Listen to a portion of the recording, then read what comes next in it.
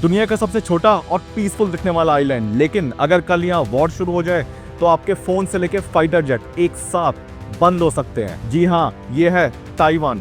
कैसे ये छोटा सा आइलैंड पूरी दुनिया की सबसे खतरनाक जगह बन गया, जानते हैं इसके बारे में डिटेल में। सबसे पहले ये समझते हैं ताइवान इतना इंपॉर्टेंट क्यों है।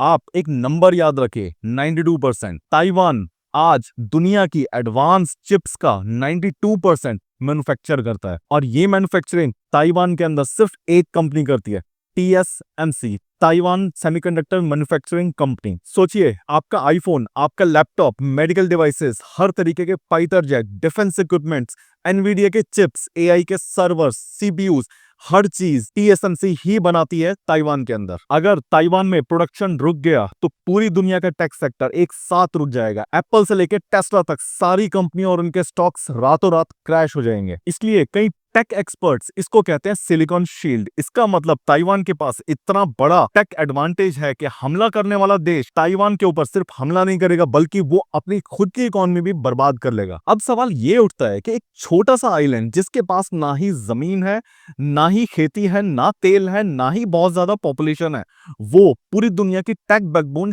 कैसे बन गया। 1970 तक ताइवान सिर्फ एक लो कॉस्ट इलेक्ट्रॉनिक्स असेंबलर था, लेकिन 80 के दशक में एक साइंटिस्ट है, उनका नाम था डॉक्टर चैंग। MIT और स्टैनफोर्ड से एजुकेटेड थे और टेक्सास इंस्ट्रूमेंट्स के अंदर जॉब करते थे US के अंदर। जब ये ताइवान आए तो इन्होंने एक मॉडल लॉन्च किया, उसका नाम था फाउंड्री मॉडल। इसका मतलब ताइवान एक मैन्युफैक्चरिंग हब बनेगा चिप्स के लिए। उस दौर में बड़ी बड़ी कंपनियां खुद ही अपनी चिप्स डिजाइन करती थी और मैन्युफैक्चर करती थी, जैसे कि इंटेल। लेकिन चैंग ने पूरी दुनिया को बोला कि आप सिर्फ डिजाइन पे फोकस करिए, we will take care of manufacturing at 1/10 of a cost. हमारी स्पीड भी ज्यादा होगी, हमारी कॉस्ट भी कम होगी। ये एक ऐसा बिजनेस मॉडल था जिसको पूरी दुनिया मना नहीं कर पाई, और ताइवान की गवर्नमेंट ने इसको बेहद हाई प्रायोरिटी पर प्रमोट किया। जो भी इंजीनियरिंग यूनिवर्सिटी सेमीकंडक्टर के लिए स्टडीज करवाएंगी स्टूडेंट्स को, उसको अच्छी खासी एड दी जाती थी। स्टूडेंट्स को, इंजीनियर्स को ताइवान ने US भेजा एडवांस ट्रेनिंग के लिए। कंपनीज को R&D के अंदर ह्यूज टैक्स कट दिए, टैक्स इंसेंटिव्स दिए। चाहे पूरा ताइवान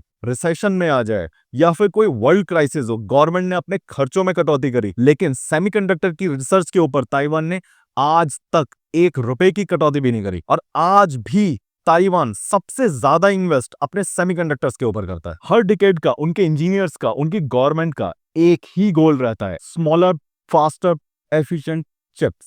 यानी सेमीकंडक्टर्स हर साल छोटे होते चले जाएंगे। ताइवान की गवर्नमेंट की वजह से वहां के इंजीनियर्स का माइंडसेट बेहद डिफरेंट तरीके से ऑपरेट करता है। प्रिसीशन उनके लिए नेशनल प्राइड जैसा है। पूरी गवर्नमेंट और पूरी कंट्री नेक्स्ट नैनोमीटर तक पहुंचने के लिए दम लगा देती है। एक्यूरेसी ऐसी कि आज ताइवान एक चिप के ऊपर 10 बिलियन ट्रांजिस्टर्स को एम्बोस्ड कर रहा है, और प्रिसीशन ऐसी कि एक डस्ट पार्टिकल पूरी सप्लाई चेन को खराब कर सकता है। लेकिन कई दशकों से सिंगल सप्लाई चेन का इशू ताइवान ने फेस नहीं किया। ताइवान ये कहता है कि ताइवान ने कुछ एक्सपोर्ट नहीं किया, ताइवान ने इंटेलिजेंस एक्सपोर्ट करी है। ताइवान ये बोलता है कि हम अपने कस्टमर्स से कंपीट नहीं करते, हम अपने कस्टमर्स को एम्पावर करते हैं। यहां तक कि उनका स्लोगन मेड इन ताइवान नहीं है, design by world and made in Taiwan है। और जब पूरी दुनिया TSMC पर डिपेंड हो गई तो ताइवान के पास आया एक सिलिकॉन शील्ड, यानी कोई भी देश उस पर हमला करने से पहले 10,000 बार सोचेगा। लेकिन यही चीज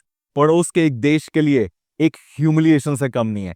चाइना ताइवान को अपना हिस्सा मानता है, लेकिन वही ताइवान आज एक टेक्नोलॉजिकल सुपर पावर बना बैठा है। और एग्जैक्टली यहीं से शुरू होती है चिप वॉर। इस कहानी को समझने के लिए हमें 1949 में जाना पड़ेगा। 1949 में सिविल वॉर के बाद चाइना की कम्युनिस्ट पार्टी मेनलैंड चाइना में रुक गई, लेकिन नेशनलिस्ट पार्टी अपनी जान बचा के एक आइलैंड पर भाग गई। उस आइलैंड का नाम था ताइवान। और तब से लेके आज तक ताइवान की गवर्नमेंट एक इंडिपेंडेंट गवर्नमेंट की तरह बिहेव कर रही है। उनकी अपनी अलग गवर्नमेंट है, अलग करेंसी है, अलग डिफेंस है, अलग मिलिट्री है, हर चीज उनकी चाइना से अलग है। शी जिनपिंग बार बार बोल चुके हैं कि ताइवान के साथ रीयूनिफिकेशन होकर रहेगा, पीसफुली या फोर्सफुली।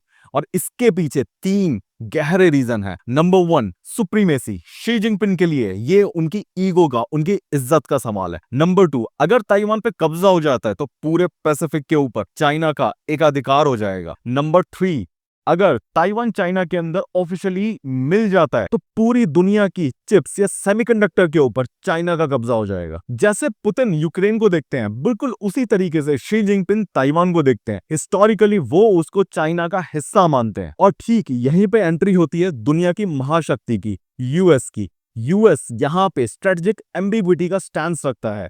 कई बार यूएस के प्रेसिडेंट ओपनली बोलते हैं कि ताइवान के ऊपर हमला यूएस के ऊपर हमला होगा, और कई बार यूएस के प्रेसिडेंट अपना स्टैंस रखते हैं कि ताइवान को उसका अपना मैटर खुद देखना पड़ेगा, लेकिन यूएस चुपचाप नहीं बैठेगा। आज यूएस बिलियंस ऑफ डॉलर्स के वेपन ताइवान को देता है। यूएस के सबसे एडवांस फाइटर जेट ताइवान के अंदर है। ताइवान के आसपास यूएस मिलिट्री के बेसिस हैं। यूएस की मिलिट्री ताइवान के मिलिट्री को ट्रेनिंग देती रहती है। यूएस के लिए ताइवान इतना ज्यादा इंपॉर्टेंट है क्योंकि एप्पल, एनवीडिया, टेस्ला, इतनी बड़ी बड़ी कंपनीज पूरी तरह से टीएसएमसी की चिप्स के ऊपर डिपेंड है। नंबर 2, अगर ताइवान चाइना में मिल जाता तो पैसिफिक के ऊपर यूएस की पकड़ हमेशा के लिए ढीली पड़ जाएगी। एंड नंबर 3, ताइवान जो अच्छा खासा इन्वेस्ट कर रहा है सेमीकंडक्टर्स के डिपार्टमेंट में यूएस के अंदर भी, वहां से यूएस को अच्छा खासा लॉस देखना पड़ेगा। तो सबसे बड़ा डिलेमा यह है कि ताइवान पे अगर हमला होता है तो वर्ल्ड वॉर 3 की शुरुआत हो सकती है, और अगर हमला नहीं होता तो शी जिनपिंग की इमेज को एक ऐसा धक्का लगेगा जो आने वाले कई सालों तक कोई भी चाइनीज भुला नहीं पाएगा। तो ये सिर्फ रीजनल इशू ना होकर एक ग्लोबल सर्वाइवल का इशू है। अगर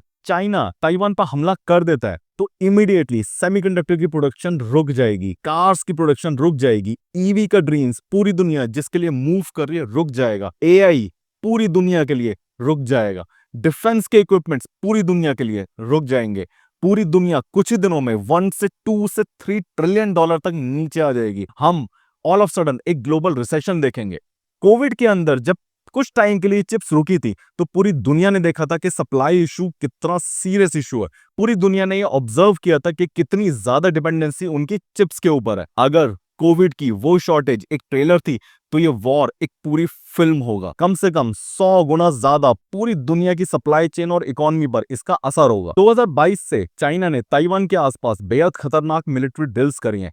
ताइवान को चारों तरफ से घेरने की कई बार प्रैक्टिस करी गई है। चाइना के जेट ताइवान का एयर स्पेस कई बार इंट्रूड करते रहते हैं और ताइवान भी कई बार इसका जवाब देता रहता है। शी जिनपिंग ने अपनी मिलिट्री को 2027 में ताइवान के लिए तैयार रहने के लिए कहा है। 2027 से 2030 की विंडो को all over the world experts critical window मानते हैं। यहां पे चाइना ताइवान के ऊपर हमला कर सकता है। एक्सपर्ट्स ये मानते हैं कि उस टेन्योर में रशिया फ्री हो चुका होगा, यूएस कहीं वॉर्स के अंदर उलझा हुआ होगा, और यही विंडो है जब चाइना ताइवान के ऊपर सीधा हमला कर सकता है। और कई एक्सपर्ट्स का ओपिनियन ये भी है कि चाइना की स्लोइंग इकोनॉमी जो ट्रम्प के टैरिफ के बाद और ज्यादा स्पीड अप हो गई है, इस वॉर को और प्रीपोन कर सकती है। चाइना ताइवान पर फुल इन्वेजन भी कर सकता है, ब्लॉकेड भी लगा सकता है और टारगेटेड स्ट्राइक्स भी कर सकता है। और सबसे स्केरी बात, ताइवान स्ट्रेट सिर्फ 180 किलोमीटर चौड़ा है। अब बात आती है, क्या इस चीज को टाला जा सकता है?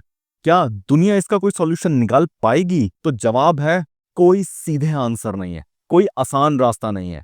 सबसे पहले, अगर कंडीशंस ऐसे ही चलती रहती हैं तो चाइना की लीडरशिप की इमेज को एक गहरा धक्का लगेगा कि वो कुछ भी नहीं कर पाए। अगर चाइना ताइवान को ऑफिशियली फ्री कर देता है, वो चाइना की लीडरशिप को हमेशा के लिए खत्म करके रख देगा। अगर चाइना ताइवान पर फुल फ्लेज हमला करता है, वर्ल्ड वॉर 3 की शुरुआत हो सकती है। US, India, Japan, European union आज पूरी तरह से सेमीकंडक्टर्स के ऊपर इन्वेस्ट कर रहे हैं, चिप्स बनाने की कोशिश कर रहे हैं अपनी कंट्रीज के अंदर। लेकिन टीएसएमसी ने जो एक्सपर्टीज कई दशकों में हासिल करी है, उनको कुछ सालों में रेप्लिकेट करना क्लोज टू इम्पॉसिबल है। रेप्लिकेट करने के बावजूद भी डिपेंडेंसी काफी हद तक ताइवान के ऊपर है। ताइवान दुनिया की सबसे डेंजरस जगह इसलिए है क्योंकि मॉडर्न सिविलाइजेशन का वो नर्व सेंटर बन चुका है। उस पे हमला करने का मतलब है हम मॉडर्न सिविलाइजेशन से कई कदम पीछे आ जाएंगे ऑल ऑफ सडन। देखते हैं ये लड़ाई कहां जाती है, ये वॉर किस दौर में दुनिया को लेकर जाता है। I hope you like this video. Take care, bye bye.